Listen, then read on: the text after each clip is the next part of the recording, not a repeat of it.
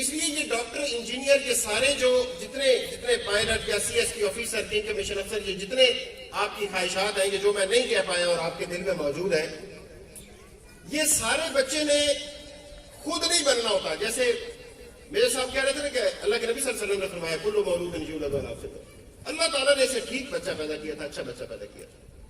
اب اس کے والدین ہیں جو اس کو کسی کیٹیگری میں ڈالتے ہیں. تو ایسے لوگ جن کے بچے ڈاکٹر بنتے ہیں، جن کے بچے انجینئر بنتے ہیں، جن کے بچے سی ایس پی آفیسر اور کنگ کمیشن افسر اور اچھے بزنس مین اور جج بنتے ہیں، یہ بچے خود نہیں بنتے، ان کو والدین بناتے ہیں. میری بات آپ کو سمجھ آئیے؟ اس کا مطلب یہ ہوا کہ اگر آپ اسے ڈاکٹر بنانا چاہتے ہیں تو اس سے پہلے آپ کو یہ سیکھنا ہوگا کہ یہ ڈاکٹر بنتا کیسے ہے. اگر آپ اسے زندگی میں کامیاب دیکھنا چاہتے ہیں تو پہلے یہ آپ کو سیکھنا ہوگا کہ وہ بچے جو زندگی میں کامیاب ہوتے ہیں ان کے والدین کرتے کیا ہیں، ان کے والدین میں کون سے ایسی خصوصیات ہوتی ہیں کہ ان کے بچے زندگی میں کامیاب ہوتے ہیں. میری بات آپ کو سمجھ آئیے؟ والدین مختلف ملتے ہیں، اللہ کی طرف سے بچے ایک طرح کے آتے ہیں. تو وہ جو ایک طرح سے آنے والے بچوں میں سے کوئی نشئی بن جاتا، کوئی جیل میں پہنچ جاتا، کوئی چور ڈاکو ہو جاتا، کوئی مزدوری کرنے لگ جاتا ہے اور کوئی ڈاکٹر بن جاتا. تو فرق کہاں پہ ہے؟ اللہ تعالیٰ کی طرف سے انہیں بھیجنے میں فرق ہے؟ نہیں، اللہ نے تو کہا کہ میں نے سب کو ایک جیسا پیدا کیا، سب کو مختلف لیکن برابر ذہن دے کے پیدا کیا. اب یہ اس کے والدین اسے کس طرح کے ملے ہیں، یہ فیصلہ کن بات ہے، یہ ڈیسیسو پوائنٹ ہے. فیصلہ کن بات یہ کہ والدین کا کنڈکٹ کیا ہے. اس کا مطلب یہ ہوا کہ بچے کو ڈاکٹر بنانا اور فرما بردار بنانا یہ بھی والدین کے اختیار میں ہے، اور بچے کو چور ڈکیت نشئی بنانا اور نافرمان بنانا یہ بھی والدین ہی کے اختیار میں ہے. آپ کی مرضی، آپ اسے جو بنانا چاہتے ہیں بنائیے. آپ کو کچھ کرنا ہوگا، اس کے نتیجے میں وہ تبدیل ہوگا. آپ کو کچھ سمجھ آنا چاہیے، کچھ باتیں، کچھ ایسی خصوصیات، کچھ ایسی صلاحیتیں، کچھ ایسے کام جو آپ کو کرنے ہیں، اس کے نتیجے میں آپ کا بچہ جو ہے وہ زندگی میں کامیاب ہوگا، عزت بھی پائے گا، پیسہ بھی کمائے گا، شہرت بھی کمائے گا. میری بات آپ کو سمجھ آئی؟ تو یہ ضروری ہے. وہ باتیں میں آپ کو 2-3 بتانے لگا. ان باتوں کے اوپر اگر آپ نے عمل کرنا شروع کر دیا تو آپ سمجھ لیں اصل بات تو اللہ کو پتا ہے، اصل علم تو اللہ کے پاس ہے.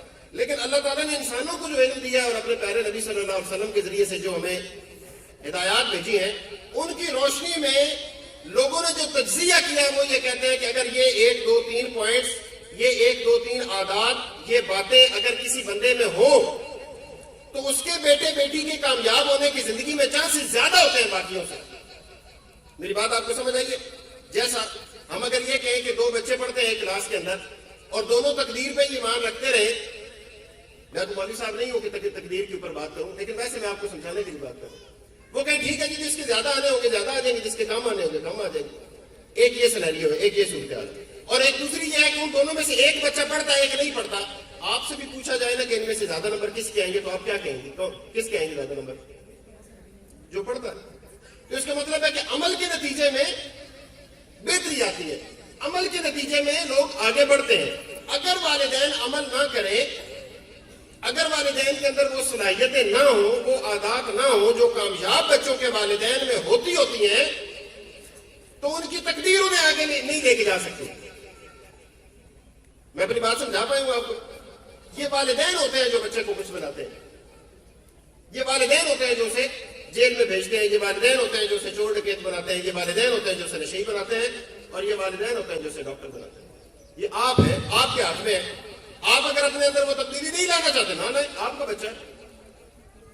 اسکول کے لیے وہ 500,000 بچوں میں سے ایک بچہ، اور آپ کے لیے وہ پورے کا پورا ایک بچہ ہے. آپ کے لیے کل کائنات وہی ہے.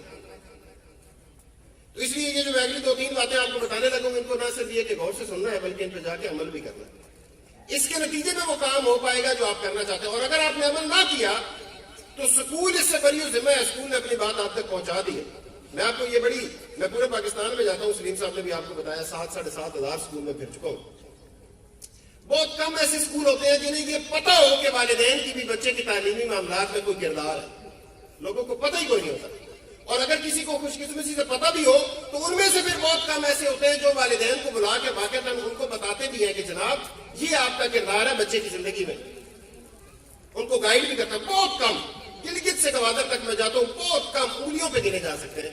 आप खुश किस्मत हैं, आप एक ऐसे स्कूल के साथ अटैच हैं कि जो आपको बच्चे की तालीमी मामलात में आपके किरदार के हवाले से गाइड करते। ये बड़ी बात है।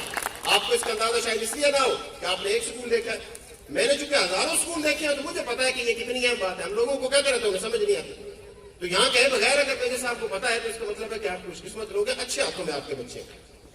तो अच्छे हाथों में बच्चे अगर हैं आपके और स्कूल अपना काम कर रहा है, तो वालिदैन को भी स्कूल अगर ये बता रहा है कि आपके करने का काम क्या है, तो वालिदैन को वो काम करना चाहिए।